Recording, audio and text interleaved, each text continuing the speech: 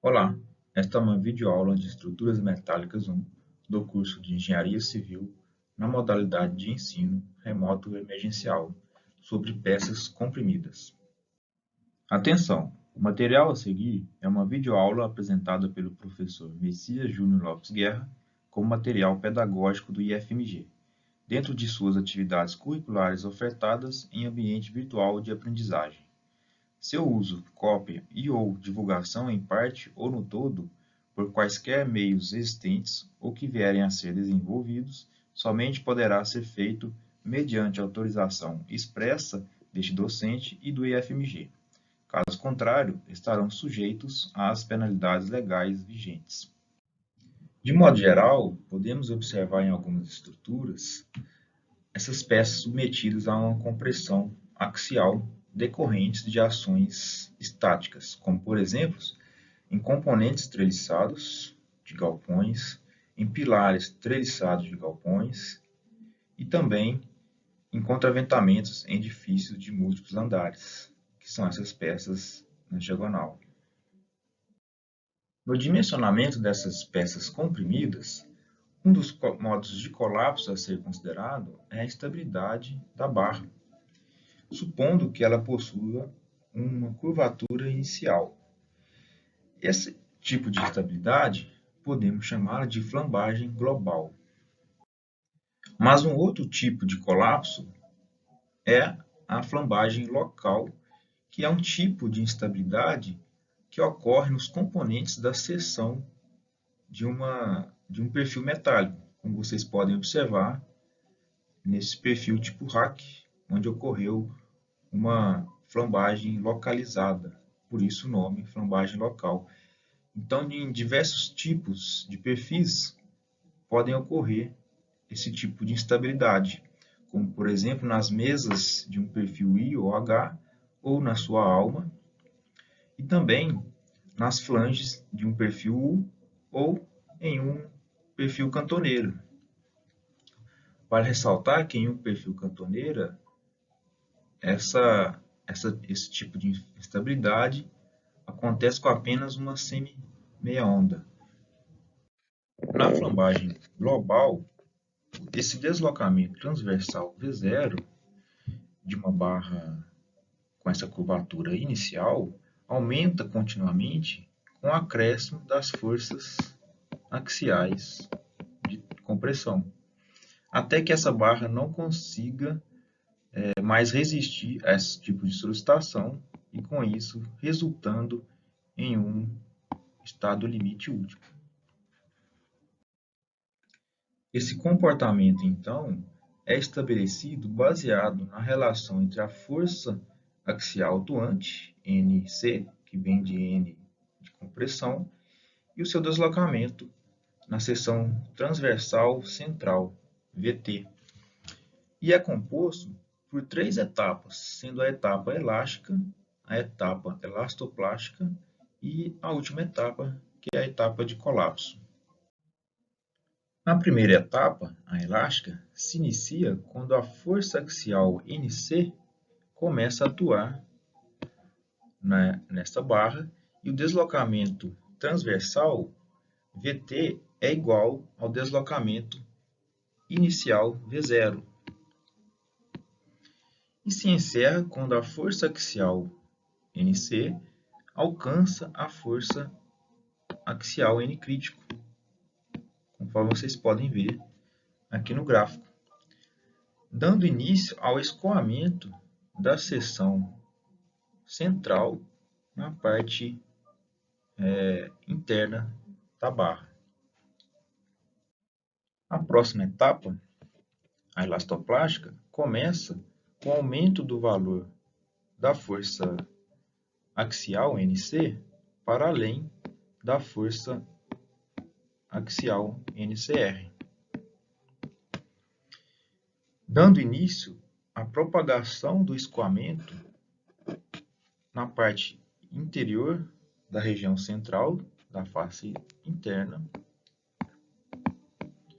e até mesmo a propagação para a face externa da barra.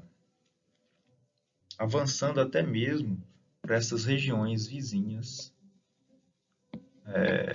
a essa região central, fazendo com que a rigidez quanto à flexão vai reduzindo gradativamente.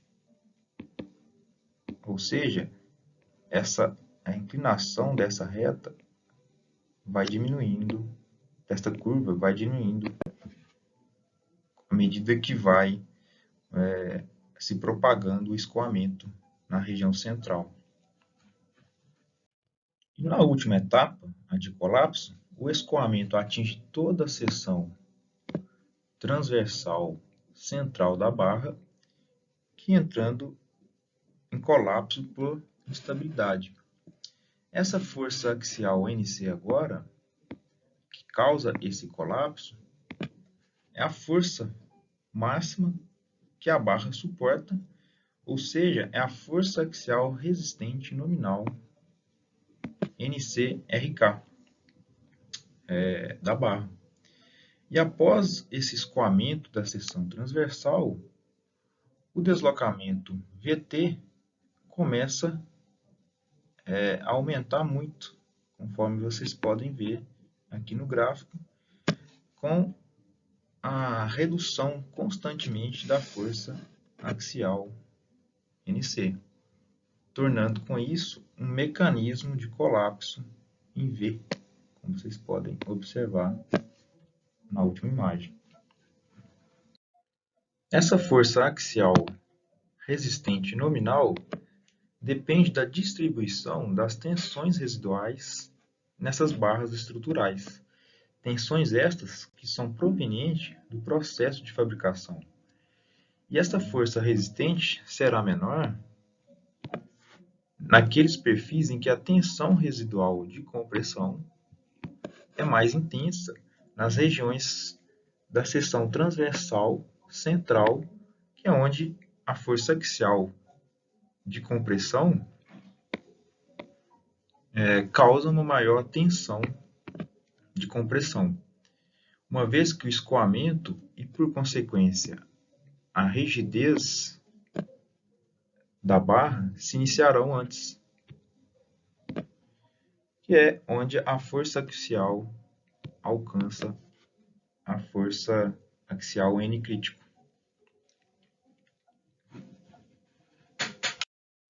A força axial de compressão resistente nominal de uma barra para a instabilidade global é dada por esta formulação, onde AgFy, que é a área bruta vezes escoamento, é a força de escoamento da seção bruta, que representa a capacidade resistente nominal de uma seção, e que se é o fator de redução associado à resistência à compressão. Redução esta devido às tensões residuais e àquela curvatura inicial da barra. E para o índice de esbeltez λ0 reduzido, quando for menor ou igual a 1,5, esse fator de redução associado à resistência à compressão será dado por esta formulação. E quando esse índice de esbeltez for maior que 1,5, o que se é dado por esta outra formulação. Esse valor do índice de esbeltez pode ser adquirido por essa formulação, que é a raiz da força de escoamento da seção bruta, Ag vezes Fy, dividido pela força axial de flambagem elástica da barra, que é a carga crítica de Euler, que vocês estudaram lá na resistência dos materiais. Essas equações do fator de redução da flambagem global, que se é resultado dessa curva em função do índice de esbeltez reduzido, λ0. E a distribuição de tensões residuais varia de perfil para perfil, de acordo com o processo de fabricação. E como esse fator de redução que depende dessa distribuição das tensões residuais, a rigor deveria existir inúmeras curvas para este fator. De modo simplificado e conservador, a NBR 8800 adota uma única curva que gera essas equações, que conduz, obviamente, a resultados superiores para algumas situações e inferiores para outras situações, mas dentro de limites consideráveis aceitáveis com relação à segurança estrutural de determinada barra que estamos dimensionando. De modo a facilitar os cálculos na hora do dimensionamento, podemos utilizar esses valores do fator de redução da flambagem global, adquirindo-os na tabela 4 da NBR 8800 para lambda 0, que é o índice de esbeltez reduzido, variando de 0 a 3.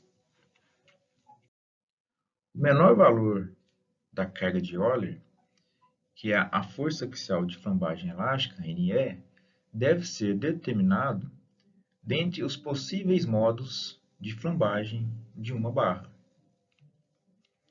que depende do tipo de simetria da seção transversal, ou seja, se essa seção transversal é duplamente simétrica ou monossimétrica. Nas seções duplamente simétricas, por exemplo, I ou H, podem ocorrer flambagem global por flexão em relação a seus eixos centrais de inércia, X, então ocorrendo um deslocamento na direção Y, e em relação aos seus eixos, a seu outro eixo central, Y, ocorrendo então um deslocamento na direção X, com forças axiais de flambagem elástica dadas por estas equações, respectivamente. Nesse tipo de seção, pode ainda ocorrer a flambagem por torção em relação a seu eixo de inércia longitudinal da barra, Z, dada por esta outra formulação para a flambagem elástica.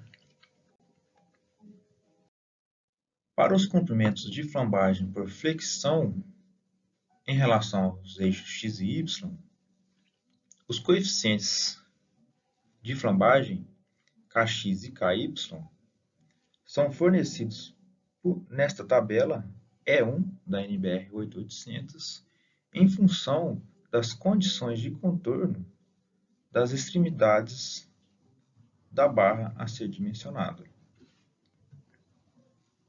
E como na prática raramente conseguimos executar um engastamento perfeito, a NBR prescreve a utilização dos valores recomendados.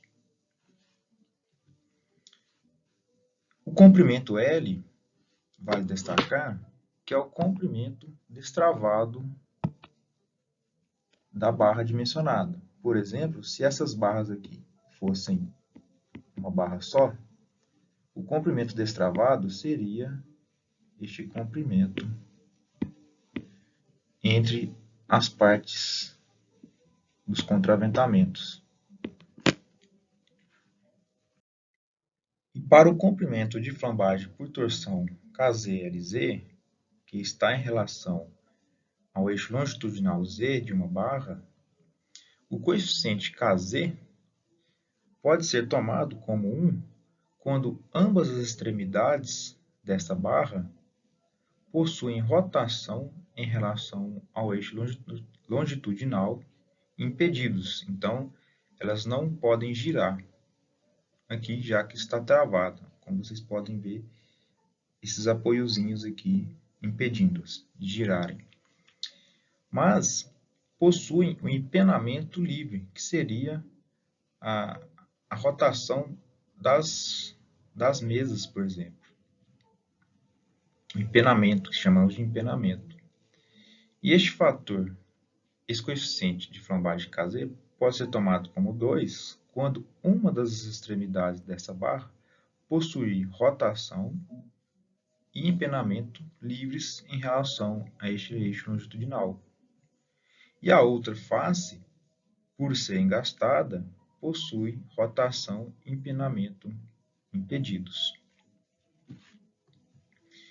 Este último caso é o caso das placas de base para unir o pilar soldado nessas placas com o bloco de concreto, sendo ancorado por meio dos chumbadores e também dos parafusos. Este coeficiente Kz pode ainda assumir os valores de 0,7, quando pelo menos uma das extremidades da barra possui rotação impedidas em relação ao eixo longitudinal Z e o empenamento livre. E a outra extremidade possui rotação e empenamentos impedidos, já que essa extremidade é engastada. E outro valor que pode ser assumido pelo coeficiente Kz é 0,5, quando ambas as extremidades são engastadas, que é o caso dessa situação aqui da extremidade superior, com a linha tracejada.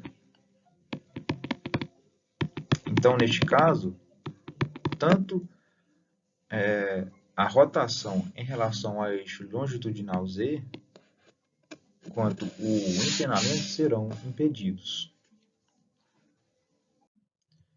Na equação da flambagem axial em relação ao eixo Z, que é o eixo longitudinal de uma barra, o CW é a constante de empenamento dessa seção. E ele é dado para cada tipo de perfil e também vem nas tabelas dos fabricantes. O EA é o modo de elasticidade, que equivale a 200.000 megapascal, conforme vimos na primeira aula. Esta multiplicação do modo de elasticidade pela constante de empenamento é chamada de rigidez ao empenamento. R0 é o raio de giração polar da seção transversal em relação ao centro de cisalhamento, que é dado por esta equação, onde Rx e Ry são os raios de giração em relação aos eixos centrais x e y de inércia, respectivamente. E x0 e y0 são as distâncias do centro geométrico G ao centro de cisalhamento S, nas direções x e y também. Nessas seções duplamente simétricas, o G coincide com o S e, por isso, x0 e y0 podem ser considerados como zero. J da equação é a constante de torção, que para todas as seções abertas é dado por esta equação. E GA é o modo de elasticidade transversal do aço, dado por esta equação, onde EA é o modo de elasticidade, que vale 200.000 MPa, e a letra grega, é 0,3, resultando então neste valor de 77.000 MPa para o modo de elasticidade transversal do aço. E essa união de GA vezes J chamamos de rigidez à torção uniforme de um perfil. Nessas seções duplamente simétricas, só será necessário verificar a possibilidade de flambagem por torção se a sua seção transversal possuir constante de empenamento nula, que é o CW, que é o caso das seções cruciforme, que é a união de perfis cantoneiros, fazendo com que crie essa forma de cruz. Ou quando o comprimento de flambagem por torção for superior ao comprimento de flambagem por flexão em relação ao eixo de menor inércia de uma barra, independente da forma dessa seção transversal que ela possui.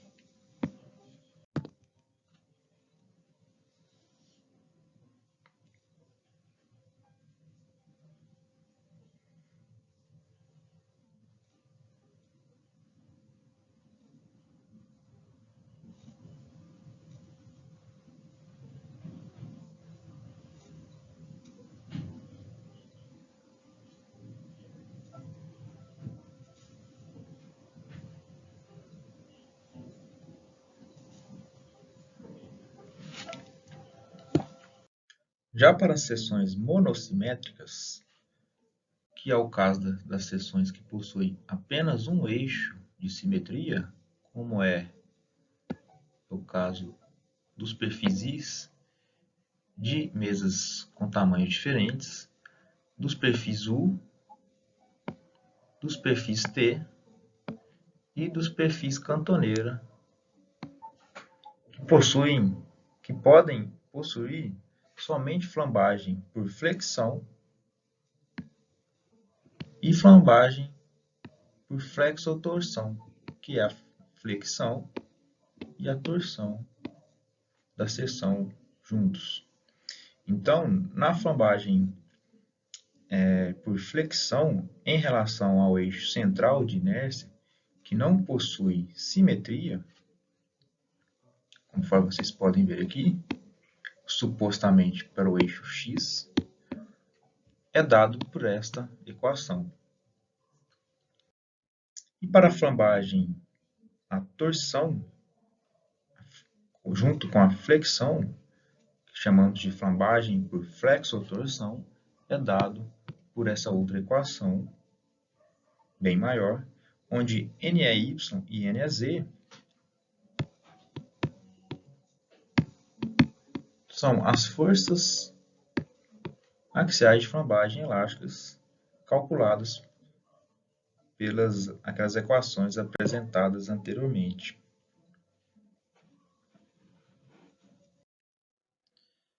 Os R0s são os raios de giração polar, onde, para este caso de seção monossimétrica, o x0 e o y0 será diferente de zero, já que o centro de cisalhamento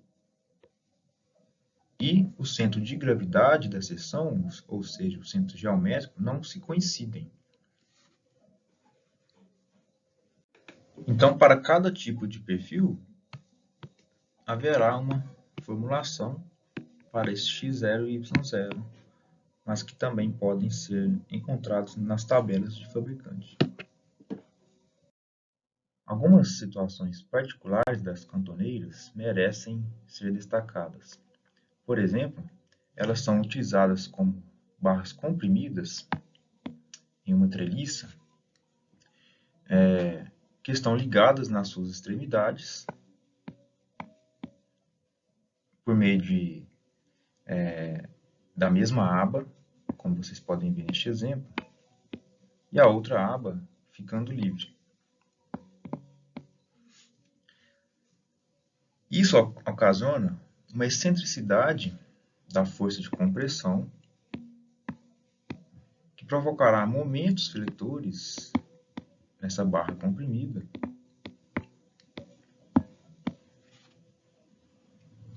porém, de modo simplificado, pode ser considerada se a ligação for feita apenas por solda ou por pelo menos 2 parafusos na direção desta força aplicada.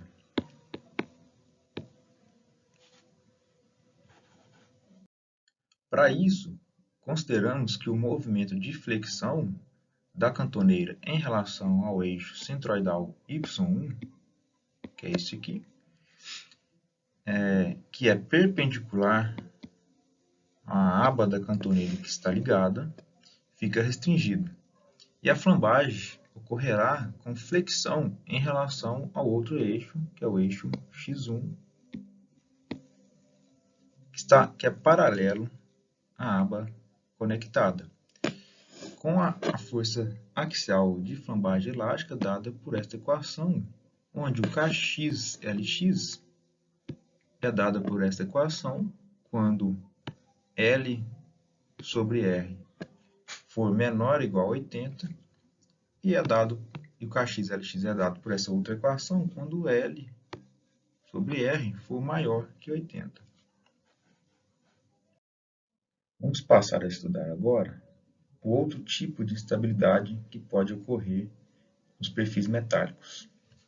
Vamos começar por alguns conceitos iniciais.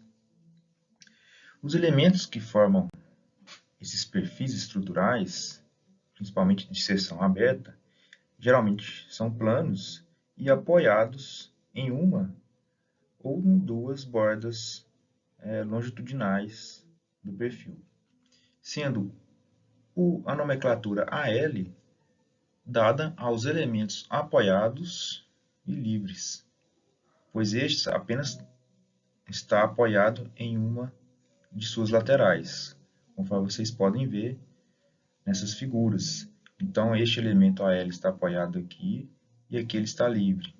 Na cantoneira, ele está livre aqui e apoiado aqui. E o elemento AA é o elemento apoiado, onde ele está apoiado dos dois lados, que geralmente no perfil I ou H é a alma e no perfil U é também essa alma que liga as duas mesas. Já na cantoneira a gente não tem um elemento apoiado. A capacidade resistente desses elementos, a instabilidade, é pouco influenciada pela curvatura inicial como ocorre na flambagem global. Por isso, esse tipo de instabilidade é tratado com os conceitos teóricos de flambagem e o estado limite último, então, passa a ser chamado de flambagem local, caracterizada pela formação de várias semiondas longitudinais ao eixo de aplicação da força de compressão, sem que a posição média do eixo longitudinal dessas barras se altere, como ocorre na flambagem global.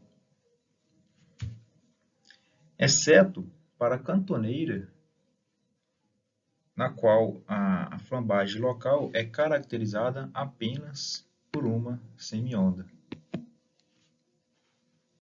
Aqui vocês podem observar, de forma bastante expressiva, a flambagem local em perfis do tipo RAC, que foram ensaiados em 2015 no Laboratório de Estruturas da UFOP, em uma dissertação de mestrado. E aqui nesse outro exemplo, vocês podem observar também esse tipo de instabilidade, porém menos expressivo, em uma estrutura tubular, que foi um ensaio que eu realizei na minha tese de doutorado. Os elementos que possuem a relação largura e espessura pequena e que não ultrapassem os valores limites para esta relação estão livres da flambagem local, ou seja, o escoamento irá ocorrer antes desse tipo de instabilidade. Aqui na tabela F1 da norma 8800, vocês podem observar para diversos casos em elementos do tipo apoiado. E aqui vocês podem observar essa relação limite para a largura e a espessura, para os elementos apoiados livres. Particularmente, esses elementos apoiados possuem grande resistência pós-flambagem. Isso quer dizer que o início da flambagem não implica em um colapso. Por exemplo, este elemento apoiado em suas bordas, como vocês podem observar, possui tensão normal sigma, causada por essa carga distribuída Qx, constante na largura, ao longo dessa largura B, enquanto seu valor for inferior à tensão que causa o início da flambagem, que é o sigma Fl. Quando essa tensão sigma atinge a tensão de início de flambagem, sigma Fl, o elemento começa a se deformar, como vocês podem observar aqui. Mas essas fibras transversais se tornam tracionadas e passam a se opor a este aumento de deformação, que é o fenômeno caracterizado como resistência após flambagem. A influência dessas fibras tracionadas que mencionei anteriormente é maior junto às bordas, conforme vocês podem observar neste gráficozinho, e se torna desprezível na região central. Com isso, à medida que essa carga distribuída Qx vai aumentando acima do valor que dá início à flambagem, essa região central fica sem condições de suportar as tensões adicionais, e o aumento dessas tensões é resistido pela região que fica próximo às bordas longitudinais.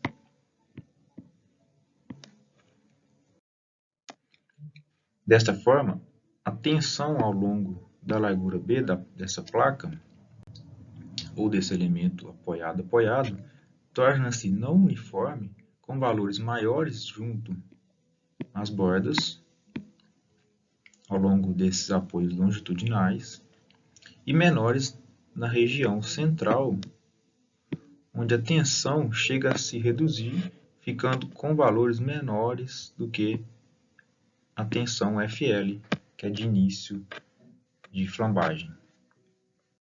O colapso, então, deste elemento ocorrerá quando a tensão máxima nessa região de apoio atingir a tensão de escoamento do aço, que é o Fy. Diante disso, na prática do dimensionamento, substituímos essa tensão não uniforme, que atua neste elemento apoiado, por uma tensão uniforme, que possui a mesma intensidade da tensão máxima nessas bordas, atuando agora em uma largura efetiva, portanto menor que a largura B inicial, já que a gente vai descontar essa largura da região central para desconsiderar esse decréscimo de tensão. E essa largura efetiva pode ser calculada por meio dessa equação, onde a tensão máxima, sigma max, de modo conservador, pode ser considerada igual à tensão de escoamento do aço Fy. Com essa largura efetiva desses elementos apoiados, desde que a sua relação B sobre T não ultrapasse essa relação limite que eu mencionei na tabela F1 da NBR 8800, chegamos à área efetiva dessa seção transversal utilizando essa equação, onde descontaremos da área bruta a região central que é onde ocorre essa diminuição da tensão devido a essa região atingir a tensão de início de flambagem. A partir disso, obtemos o fator de redução da força axial resistente para considerar essa flambagem local dos elementos apoiados, que é o QA, dado por esta equação, que vai ser a área efetiva sobre a área bruta da seção transversal deste elemento apoiado. Já nos elementos apoiados livres, também ocorre essa resistência pós-flambagem, porém em menor grau se comparado com os elementos apoiados. As fibras tracionadas transversais, neste caso de elemento apoiado livre, após alcançar a tensão de início da flambagem, σFL, fazem a distribuição de tensão nessa seção transversal se tornar não uniforme, como vocês podem observar aqui, com tensões maiores no lado da borda longitudinal apoiada e tensões menores próximo à borda longitudinal livre. O colapso, então, irá ocorrer quando a tensão na borda apoiada atingir a tensão de escoamento Fy, da mesma forma que ocorre nos elementos apoiados. Portanto, nessa situação, σm irá representar a tensão média correspondente à distribuição não uniforme dado por σf, quando o elemento irá entrar em colapso. Como eu apresentei anteriormente para vocês na tabela F1, os elementos apoiados livres com relação largura e espessura menor que essa relação limite, não ocorrerá a flambagem local e o colapso se dará por escoamento da seção. Porém, para valores de Bt situados entre este valor limite e este valor superior, que Bt superior corresponde ao início da plastificação nas partes do elemento com maiores tensões residuais de compressão, o colapso ocorrerá em regime inelástico. E para valores de Bt superiores ao valor dessa relação superior, Bt sup, o colapso ocorrerá no regime elástico. Diante disso, o fator de redução da força axial resistente para considerar a flambagem local dos elementos apoiados livres, dado pelo QS, é igual à razão entre a tensão média sobre a tensão de escoamento da seção. E para as seções transversais que possuem dois ou mais elementos apoiados livres, com fatores QS diferentes, deverá ser adotado o menor entre eles. Assim, para cada grupo de elementos que apresentei na tabela F1 anteriormente, temos este fator de redução QS a ser calculado. E essa para a relação Bt limite e para essa relação superior. A força axial de compressão resistente nominal será dada, então, multiplicando a força de escoamento da seção bruta, AgFy, pelo fator de redução total para a consideração da flambagem local dos elementos componentes de um perfil estrutural. Então, esse fator de redução total é dado pelo fator de redução da flambagem local para os elementos apoiados, dado por QA, e pelo QS dos elementos apoiados livres. Vale lembrar que nas cantoneiras, este fator QA é igual a 1, já que não possui os elementos apoiados. Este fator de redução total, então, provoca uma diminuição do valor da força de escoamento da seção transversal, AGFY.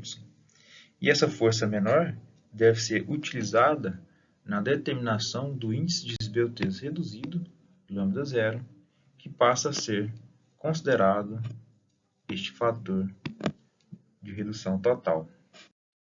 E para o dimensionamento aos estados limites últimos de uma barra submetida a uma força axial de compressão, devemos estar atentos sempre àquela regra básica em que a força axial solicitante de cálculo, NCSD, deverá sempre ser menor que a força resistente de cálculo, NCRD,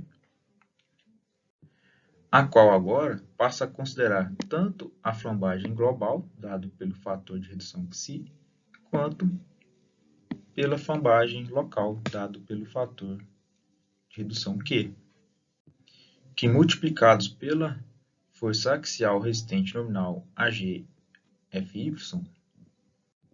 e divididos pelo coeficiente de ponderação da resistência ao escoamento e instabilidade, γA1 igual a 1,1, temos essa força resistente de compressão de cálculo para o dimensionamento dessas barras comprimidas.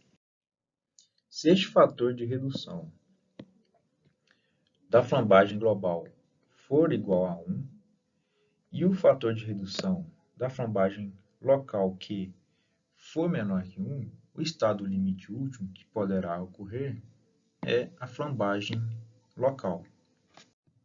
Por outro lado, se o fator de redução da flambagem local for igual a 1 e o da flambagem global for menor que 1, o estado limite possível é a estabilidade da barra, que é a flambagem global.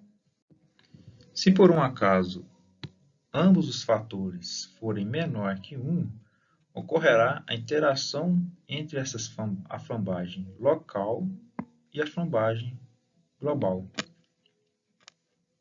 E se ambos forem iguais à unidade, o estado limite será o escoamento da seção bruta da barra, ou seja, a falha do material que causa grande redução do comprimento dessa barra. A limitação do índice de esbeltez de barras comprimidas a 200 servirá para evitar danos à sua estrutura ou aumento da imperfeição inicial durante o processo de fabricação, transporte e montagem, e pode ser dado por esta equação, sabendo que a determinação do índice de esbeltez, lambda, em função da força de flambagem elástica, NE, é interessante quando ocorre flambagem por torção ou por flexotorção, pois não se tem um comprimento de flambagem, KL, definido, mas sim o valor da força axial de flambagem elástica. Por fim, o emprego de barras compostas se dá pelo uso de dois perfis U's ou de duas cantoneiras em forma de T ou em forma de cruz. E da mesma forma que nos perfis tracionados, aqui nos perfis comprimidos, a união entre esses perfis é geralmente realizado com a utilização de chapas espaçadoras, podendo serem soldadas entre esses perfis ou parafusadas. E para assegurar que estes perfis trabalhem em conjunto, a distância máxima entre dois espaçadores seguidos deve atender a esta equação, onde R' é o raio de giração mínimo de apenas um dos perfis, que compõe esse conjunto de barras, e o lambda máximo é o índice de esbeltez máximo da barra composta. E nas cantoneiras duplas em forma de cruz, é recomendável que as chapas espaçadoras devem ser colocadas em posições alternadas, conforme vocês podem observar nessa imagem. Então é isso, pessoal. Por hoje nessa aula, ficamos por aqui. E nos encontramos na próxima aula. Por fim, no Momento Cult de hoje, deixo para vocês um outro livro de Irving Yalom, que é o Enigma de Spinoza. Este foi também uma outra ficção que este autor criou para explicar a filosofia, todas as teorias filosóficas desse filósofo, fazendo uma relação com a época do nazismo. Então foi bastante interessante esta ligação que ele conseguiu fazer de uma forma didática. Este autor é o mesmo daquele livro que eu apresentei para vocês como indicação do Quando Nietzsche Chorou, que foi o best-seller que apresentei lá em algumas aulas lá do início do curso. Aqui deixo para vocês um videozinho explicando, fazendo um resumo desta obra. Não deixem de ler um dia que vocês tiverem um tempinho, em um horário de lazer. Bem, espero que tenham gostado desses momentos cults, que um dia que vocês tiverem a oportunidade, como indicação, tentarem ler alguma dessas obras. Bem, ficamos por aqui. Encontramos em algum outro momento por aí. Até!